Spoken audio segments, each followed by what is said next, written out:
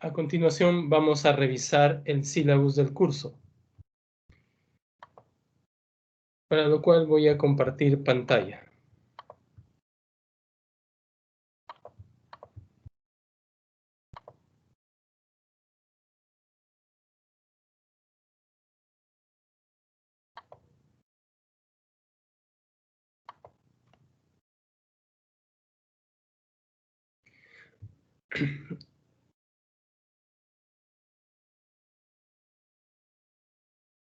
A continuación tenemos el sílabus de nuestro curso Gestión Financiera.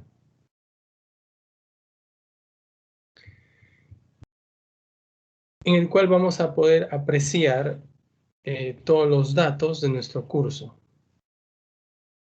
En principio, el curso pertenece al Departamento Académico de Ingeniería y Arquitectura. Nuestro semestre académico es el 2021-1, siglo VII, aunque creo que también tengo alumnos de otros ciclos. Vale 4 créditos y tenemos un promedio de 10 horas semanales. 5 horas que son, digamos, teórica, prácticas, y 5 horas no lectivas que son de asesoría, de resolución de trabajos, etc. Bueno, requisitos: ingeniería de costos, curso en el cual asumo han podido ver la estructuración de costos, todo el tema del costeo, y que seguramente tenía como requisito también el curso de contabilidad.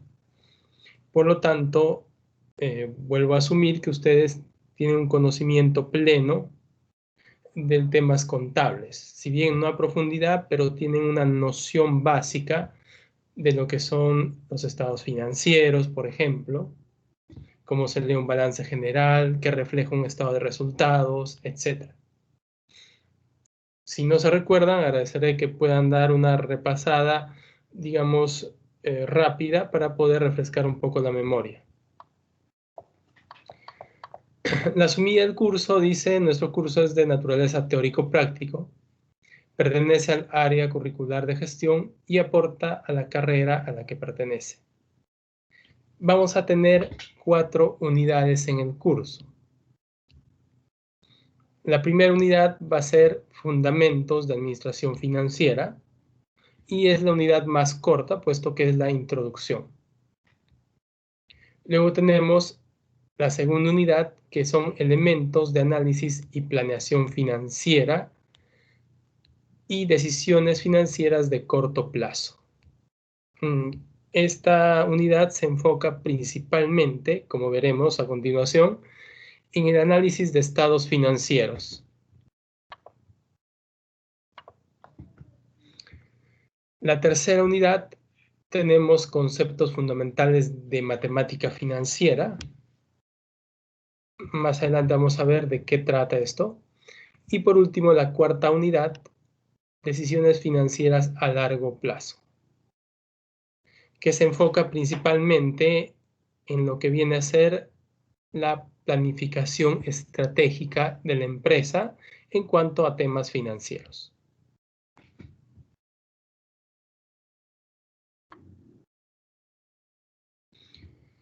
Bueno, tenemos las competencias, los componentes que están divididos en capacidades, contenidos aptitudinales, por ejemplo.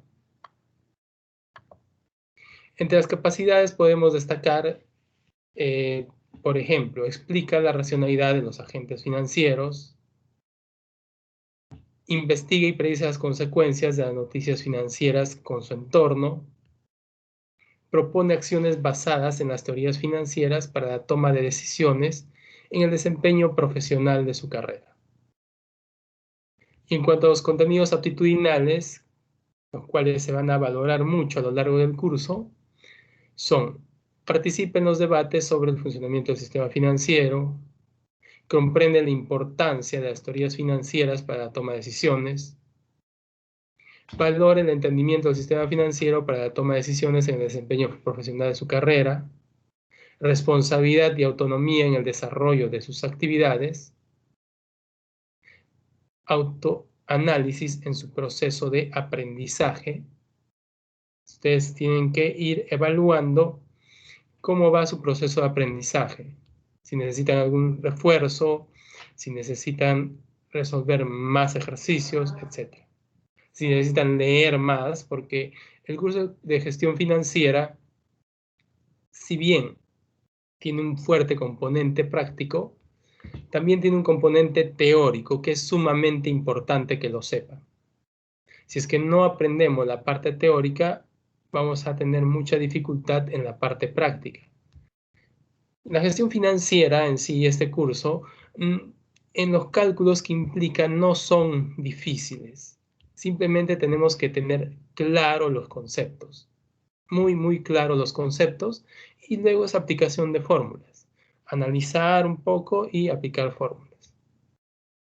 Otro contenido aptitudinal, etiqueta en la conducta virtual, que eso es, digamos, un buen comportamiento a tener en cuenta en el desarrollo de las clases virtuales, en las comunicaciones que se dé con mi persona, entre ustedes, etc. Puntualidad en la entrega de trabajos, eso es, lo voy a valorar mucho. Y también puntualidad, obviamente, en la entrega de los exámenes y de las prácticas. Y bueno, también participación en clase. Quien no lee, obviamente no va a participar. Quien lea, siempre va a estar participando. Siempre va a tener dudas. Es más, yo por cada pregunta bien estructurada, o sea, que sea una buena pregunta, les voy a dar 0.5. Los cuales se incorporarán a una de sus prácticas. Y ya vamos a ver cómo le damos la forma para que se pueda incorporar a alguna de sus prácticas esos puntos. También los puntos de participación, obviamente.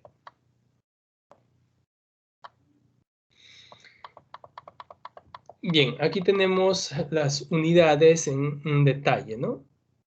Por ejemplo, en la unidad 1, que es Fundamentos de Administración Financiera, tenemos función administrativo-financiera y su relación con la economía, contabilidad, objetivos y actividades del administrador financiero. Esta parte es sumamente introductoria. Vamos a ver un poco a qué se dedican las finanzas, los actores financieros, los agentes financieros, etc. Luego, la unidad 2, que es la más extensa, que va desde la semana 2 hasta la semana 6, tiene que ver principalmente con el análisis y planeación financiera y decisiones financieras de corto plazo. Tiene que ver mucho con el análisis de estados financieros. Obviamente vamos a ver no solo análisis de estados financieros, vamos a ver algunas herramientas como el punto de equilibrio, como el manejo de capital de trabajo y como las proyecciones de corto plazo. Por ejemplo, en la semana 2 vamos a ver importancia de análisis de estados financieros, tipos de comparaciones y los ratios. En la semana 3, que es una continuación de la semana 2, vamos a seguir estudiando los ratios, los diversos tipos de ratios que tenemos. Luego, en la semana 4 vamos a ver análisis de punto de equilibrio. En la semana 5, apalancamiento operativo y apalancamiento financiero.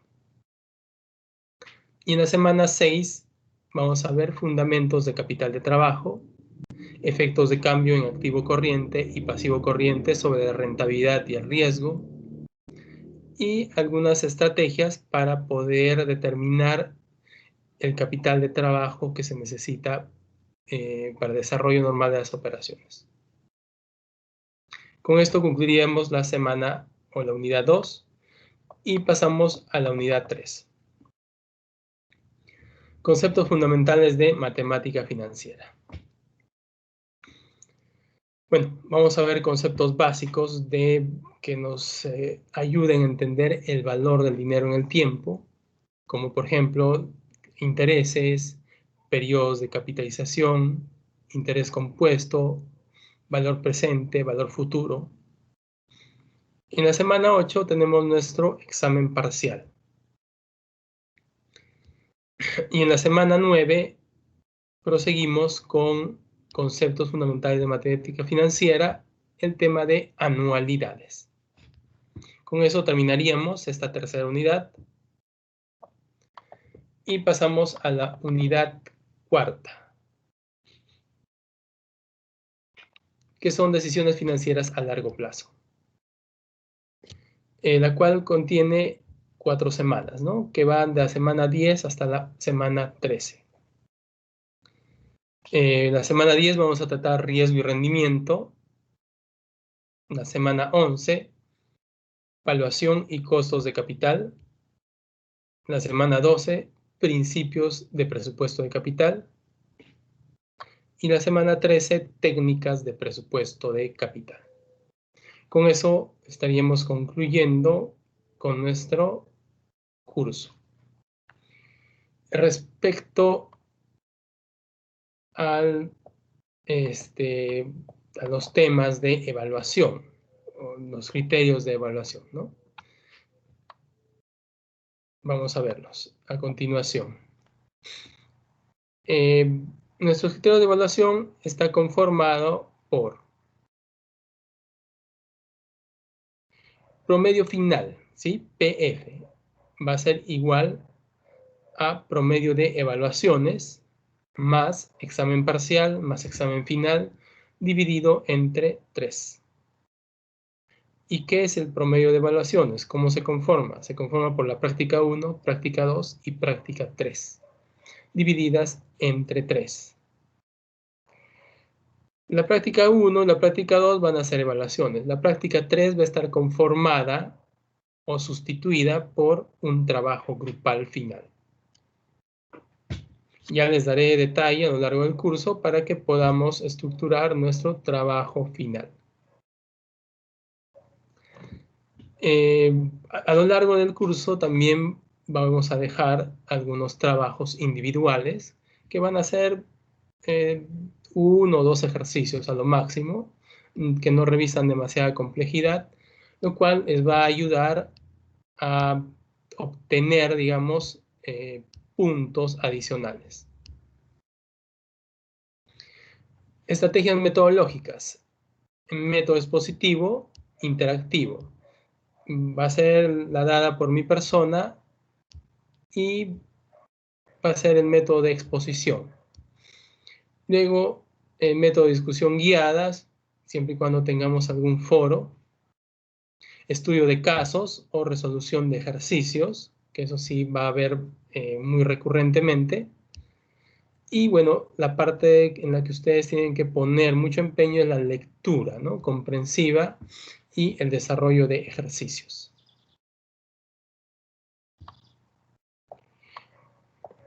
Nuestra bibliografía, bueno, tenemos varios libros a disposición, por ejemplo, el libro Fundamentos de Ingeniería Económica, de Park C. Luego, el libro Fundamentos de Administración Financiera, de Van Horn y James y John M. Este libro en particular yo se los voy a facilitar porque tiene absolutamente todos los temas que vamos a ver durante nuestro curso. Entonces, yo le voy a enviar al delegado para que pueda distribuirlos a cada uno de ustedes. De igual forma, en la guía de aprendizaje que se encuentra en nuestra aula virtual, se encuentra toda cada una de las lecturas que corresponde a cada una de las semanas. Agradeceré que puedan leerlas continuamente, puesto que yo voy a tomar también algunos exámenes orales de una pregunta, ¿no? Escogiendo al azar a los alumnos que puedan rendirlos. Entonces, eso también va a contribuir con su nota.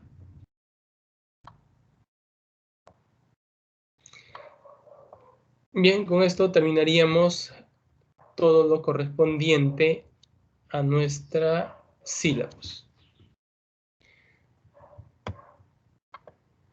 Este es nuestro libro de Administración Financiera, 13ª edición, Fundamentos de Administración Financiera. James Van Horn y John Wachowicz sé cómo se pronuncia exactamente, de la editorial Pearson. Aquí vamos a encontrar todos los temas que estamos tratando durante nuestro curso.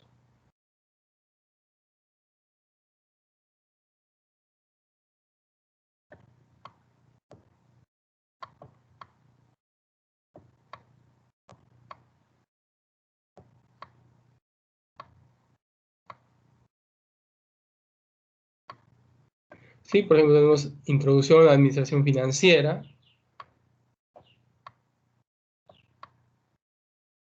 valor del dinero en el tiempo. Obviamente no está ordenado de acuerdo a nuestra estructura, pero se encuentra.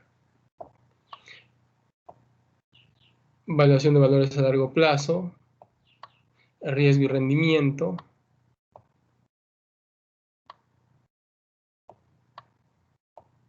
análisis de estados financieros, análisis de fondos, análisis de flujo efectivo y planeación financiera,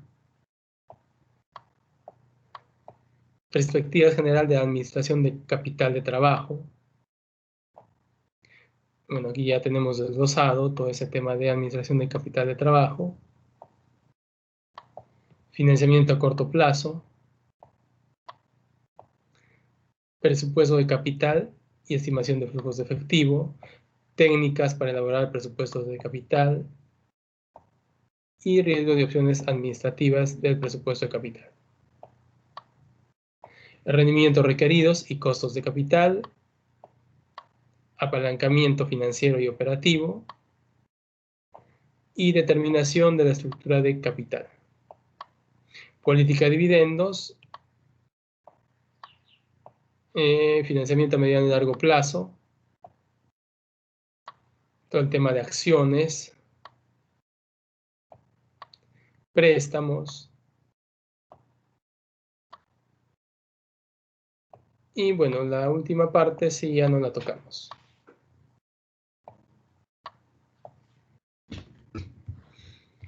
Bien, espero en verdad que este curso les sirva de mucho para que puedan entender y dimensionar en qué se ocupa las finanzas en una empresa. No solo las finanzas no es cobrar, pagar, ¿de acuerdo? Esas son áreas que realizan, por ejemplo, la tesorería, realiza esas funciones, pero no necesariamente se refiere a finanzas. Las finanzas, si bien tiene que ver con el manejo de dinero, va mucho más allá.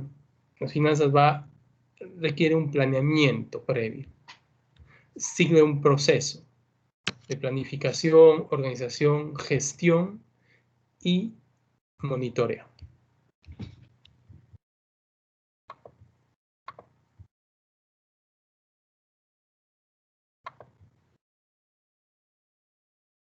A continuación, vamos a dar inicio con nuestra sesión número 1.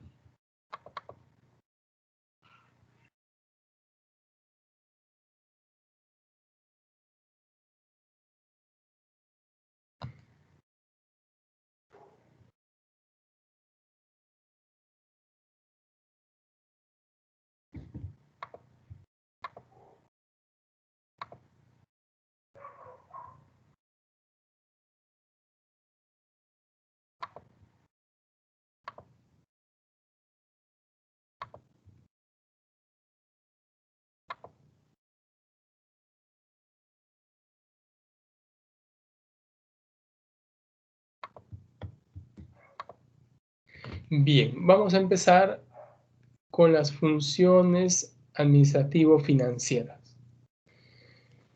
¿Qué es la administración financiera? Como su nombre lo indica, la administración financiera va a seguir un proceso de planificación, organización, gestión y monitoreo, lo cual se va a dividir en funciones. Entonces, la administración financiera tiene 3 funciones principales. Determinar en qué invertir, conseguir fuentes de financiamiento y administrar los bienes. El determinar en qué invertir tiene que ver con la decisión de inversión. Conseguir las fuentes de financiamiento tiene que ver con la decisión de financiamiento. Y administrar los bienes tiene que ver con la decisión de administración.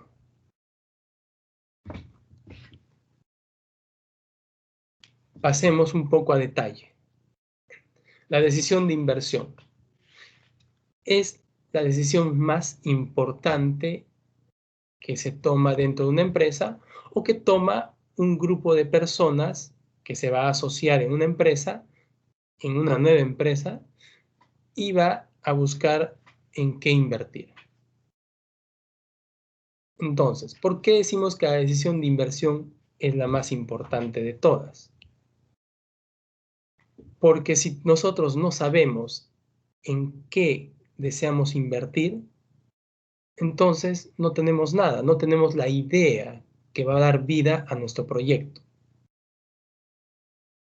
Por lo cual esta decisión es sumamente importante. E incluso se podría decir que es una decisión difícil de tomar, especialmente para aquellas personas que no han realizado ninguna inversión en su vida o que no han formado una empresa, que es la primera vez que forman una empresa. Esta decisión, aparte de ser muy importante, es sumamente difícil. ¿Por qué es difícil? Porque para formar una empresa y para poder invertir en un proyecto nuevo, tú necesitas capital, necesitas financiamiento. Entonces va amarrado esa decisión de inversión a la decisión de financiamiento. Y bueno, el dinero no te lo regalan. Por lo tanto, tú vas a tomar un riesgo al invertir. Por lo tanto, es una decisión difícil de tomar. Hay que tomarla pensando en frío, analizando muy bien cada uno de los aspectos de nuestro proyecto. La decisión de inversión va a depender del tipo de inversión que se realice. Puede haber diversos tipos de inversiones. Por ejemplo, si una empresa desea cambiar un activo fijo. Un activo fijo es aquel activo que se usa para generar ingresos en una organización. Los activos fijos pueden ser, por ejemplo, una maquinaria que produzca, digamos, zapatos, si es que nuestra empresa se dedica a la manufactura de zapatos. Puede ser el local donde se instala toda la producción, todo el proceso productivo. Eso se llama activo fijo. Los activos fijos usualmente no se van a vender, es decir, son de largo plazo. La empresa no compra, digamos, una máquina para producir zapatos para después venderla al poco tiempo. Lo compra para darle un uso, para que produzca bienes y que estos le produzcan un beneficio. También puede haber otros tipos de proyectos, como mejorar un producto que ya está en el mercado. Puede haber otro proyecto que sea lanzar un nuevo producto. Puede haber otro proyecto que sea, de repente, desarrollo y tecnología para la empresa. Y así sucesivamente. Entonces, esta decisión de inversión va a depender también del tipo de inversión que vayamos a hacer, puesto que no todas las inversiones nos van a significar el mismo importe de fondos. A más grande nuestra inversión, vamos a necesitar más fondos. Luego, ¿qué más tenemos que tener en consideración? Dice, se debe tener pleno conocimiento de aquello en lo que se invertirá. Si es que no conocemos plenamente aquello en lo cual vamos a invertir, probablemente estemos predestinados a fracasar. Por lo tanto, antes de invertir tenemos que empaparnos plenamente de todos los aspectos que van a rodear y de todos los pormenores que se van a dar en nuestra inversión. Absolutamente de todos. ¿Cuánto recurso humano voy a necesitar? cuánta materia prima necesito para producir los productos, cuánto va a ser mi margen de utilidad, va a haber demanda de mi producto, quiénes son mi competencia, etc. Muchísimos aspectos tenemos que conocer. Luego pasamos a la decisión de financiamiento. Una vez que ya tenemos nuestra idea, tenemos nuestra gallinita del huevo de oro, entonces ya podemos buscar cómo financiarlo. La decisión de financiamiento significa saber de dónde voy a obtener los fondos necesarios para comenzar con mi inversión. En ese sentido, hay dos posibles fuentes: la deuda y el capital propio. La deuda puede ser de varios tipos, tu deuda podría ser, ¿sabes qué? Voy donde mi primo Pepito, que sé que tiene dinero, y le pido prestado. ¿Sabes qué? Préstame dinero porque quiero conformar mi empresa y desarrollar un proyecto. Por ejemplo, es una fuente de financiamiento, es deuda. En este caso, deuda no bancaria, ¿no? Por eso es que estás recurriendo a un tercero, que es una persona natural. Obviamente, este tercero te va a cobrar. No creo que te dé gratis ese préstamo, te cobrará algún interés, ¿no? Otro tipo de deuda es la deuda bancaria, en la cual tú vas a una institución financiera y solicitas un préstamo bancario para emprender tu proyecto. Obviamente, el que te den o no va a depender mucho de diversos factores, principalmente de tu calidad crediticia. Y también de la posibilidad de que devuelvas el dinero al banco, obviamente. Es que el banco ve que no vas a poder devolver el dinero, posiblemente no te preste. Y otra forma de financiarte también de deuda, y esto lo hacen las empresas que son transnacionales, aquellas que cotizan en bolsa, en las bolsas de sus respectivos países, es la deuda a través de la emisión de bonos. ¿Qué es un bono? Es un instrumento de deuda.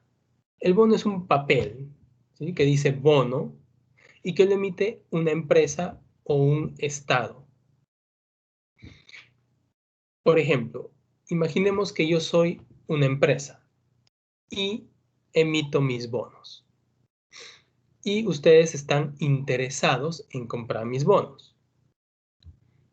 Cada bono vale $1000. Entonces yo les vendo mis bonos a $1000. Los bonos tienen ciertas características. Una de ellas es que tienen un periodo de vencimiento. Es decir, si es que yo emito mi bono de repente a medio año del 2021, puede tener un periodo de vencimiento de entre 3 a más años. Supongamos que mi bono va a tener un periodo de vencimiento de 5 años. Entonces, desde el 2021 hasta el 2026 va a tener vida mi bono. Durante ese tiempo, yo les voy a pagar semestralmente, cada medio año, un interés, porque es parte del acuerdo. Y al final, a medio año del 2026, les voy a pagar el interés correspondiente y les voy a devolver los $1000 que ustedes me dieron hoy día. Eso es un bono. Obviamente, no todas las empresas pueden emitir bonos. Hemos dicho que solo las empresas que cotizan en la bolsa de valores y que tienen una buena calificación crediticia pueden emitir bonos. Otra forma de captar financiamiento es a través del capital propio. Por ejemplo, asumamos que todos ustedes deciden conformar una empresa. Entonces acuerdan que cada uno de ustedes va a aportar 5000 soles. entonces digamos que son 10 personas, van a juntar 50.000 soles. Esos 50.000 soles va a ser parte del patrimonio de su empresa.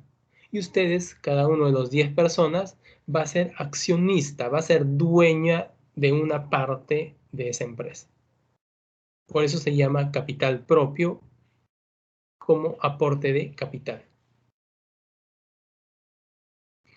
La decisión de financiamiento también tiene que ver con la política de dividendos. Nosotros cuando conformamos una empresa, no lo hacemos porque nos guste conformar empresas, o no lo hacemos por diversión. Lo hacemos porque en el corto, mediano o largo plazo tenemos la intención de ganar dinero con esa inversión. Yo como socio que ha aportado una empresa, espero recibir una retribución cada fin de año. ¿Producto de qué? De las ganancias que obtenga mi empresa. Es ahí donde interviene la política de dividendos. Dividendo son los importes que se dan a los socios de las empresas al finalizar un periodo. Por ejemplo, el 2021 concluye, se estructuran o elaboran los estados financieros y se determina que hubo ganancia, entonces a los socios se les va a repartir dividendos. Pero obviamente no todas las ganancias que obtenga una empresa van a ir a parar al bolsillo de los socios.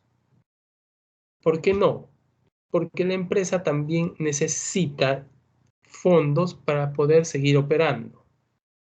Por lo tanto, repartir todas las utilidades de la empresa no es lo más recomendable. Repartirán el 10, el 20, el 30% a los socios, pero el resto se va a quedar en la empresa para poder seguir con su operatividad. Por último, tenemos la decisión de administración. Observemos que la decisión de inversión y la decisión de financiamiento son de largo plazo. ¿Por qué de largo plazo? Porque nadie constituye una empresa para que ésta dure un año, 2 años.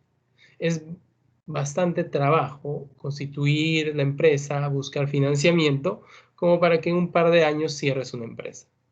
Por lo tanto, ambas decisiones tienen que ver con el largo plazo, 5 años a más. Luego, la decisión de administración sí tiene que ver con el corto plazo, tiene que ver con la operatividad de la empresa. Esta decisión implica la administración eficiente de los bienes que tiene la empresa. La empresa tiene dos tipos de bienes, por así decirlos. Los bienes de corto plazo, que tienen que ver con la operatividad de la empresa y se llaman activos corrientes. Y los bienes de largo plazo, que son los que generan beneficios económicos, o activos fijos, que se llaman también activos no corrientes. Entonces, la decisión de administración implica gestionar adecuadamente tanto los activos corrientes de corto plazo como los activos no corrientes de largo plazo. ¿Para qué? Para generar ganancia para los socios. Las finanzas y su relación con otras ciencias. Actualmente, todas las ciencias y las disciplinas no se desarrollan en solitario.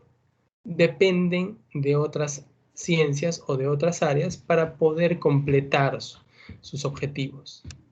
Entonces, las finanzas tienen una estrecha relación con algunas ciencias, entre ellas la economía. ¿Por qué se relaciona con la economía? Porque las finanzas maneja recursos escasos, en este caso, el dinero. ¿Para qué? Para tratar de satisfacer las necesidades ilimitadas de las organizaciones. Por lo tanto, tenemos que ver la gestión adecuada del dinero dentro de una organización. Y no solo del dinero, también de los recursos. Recursos hemos visto que son los activos corrientes y los activos no corrientes. Luego, las finanzas y la contabilidad. La parte inicial que vamos a ver de decisiones financieras de corto plazo tiene mucho que ver con la información contable que nos va a suministrar. ¿Por qué tiene mucho que ver? Porque la contabilidad va a darnos los insumos, que son los estados financieros. ¿Para qué? Para que se pueda realizar los diversos análisis de la situación financiera y económica por la cual está atravesando una empresa. Luego tenemos las finanzas y las matemáticas. La matemática financiera, dice, es el campo de las matemáticas aplicadas que analiza, valora y calcula materias relacionadas con los mercados financieros, con el valor del dinero en el tiempo, etc. Las matemáticas en las finanzas no requieren cálculos muy complicados. Les vuelvo a recalcar, tenemos que conocer la teoría, los conceptos, para poder realizar y aplicar las fórmulas de forma adecuada. Luego tenemos las finanzas y la administración. La administración es una ciencia social compuesta de principios, técnicas, prácticas y cuya aplicación a conjuntos humanos permite establecer sistemas racionales de esfuerzo cooperativo. Por lo tanto, las finanzas también tienen un ciclo administrativo. Vuelvo a repetir, planificación, organización, gestión y monitoreo. La planificación puede ser de dos tipos. Planificación estratégica, que es de largo plazo, y la planificación operativa, que es de corto plazo. Va a depender de si nos enfocamos en el largo o en el corto plazo, en el cual las finanzas tengan que actuar.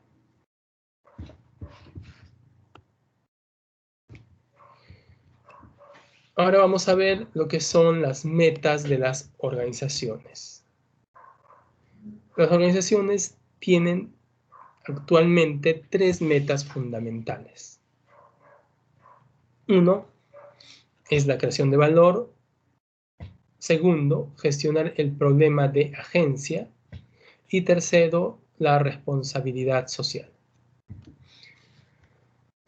La creación de valor. Como les mencioné, cuando nosotros aportamos capital a una empresa, nos volvemos socios, nos volvemos propietarios de una porción de esa empresa. Y ya les dije que uno va a realizar ese aporte con el fin de obtener ganancias o dividendos al cierre de cada periodo. Por lo tanto, una organización tiene como fin fundamental crear valor para los accionistas, aumentar la riqueza de los accionistas, por lo cual todas sus actividades deben de ir orientadas a generar más riqueza.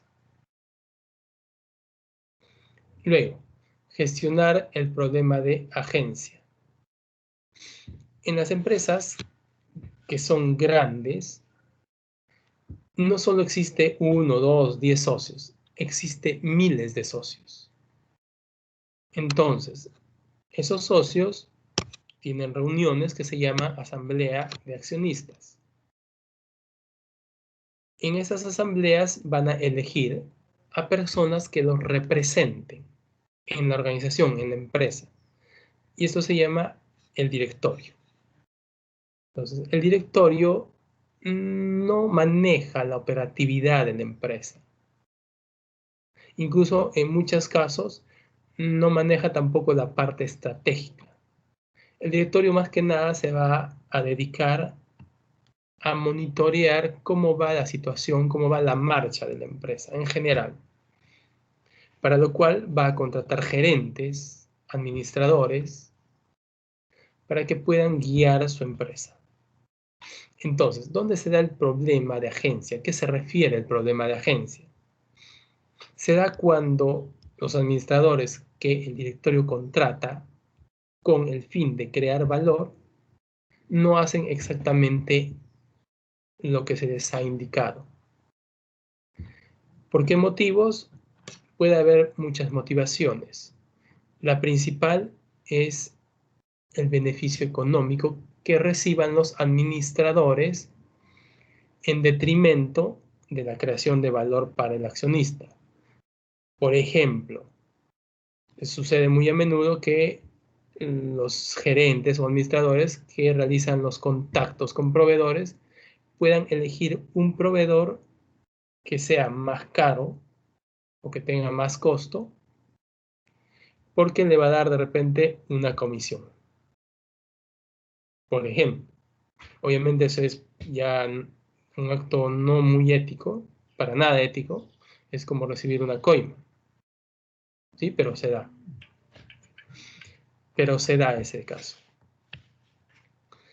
Luego, por ejemplo, alguna vez trabajé en una empresa en la cual yo administraba y gestionaba un equipo de ventas. ¿Qué sucedía con el pago de comisiones de los vendedores? Que se pagaban por venta colocada.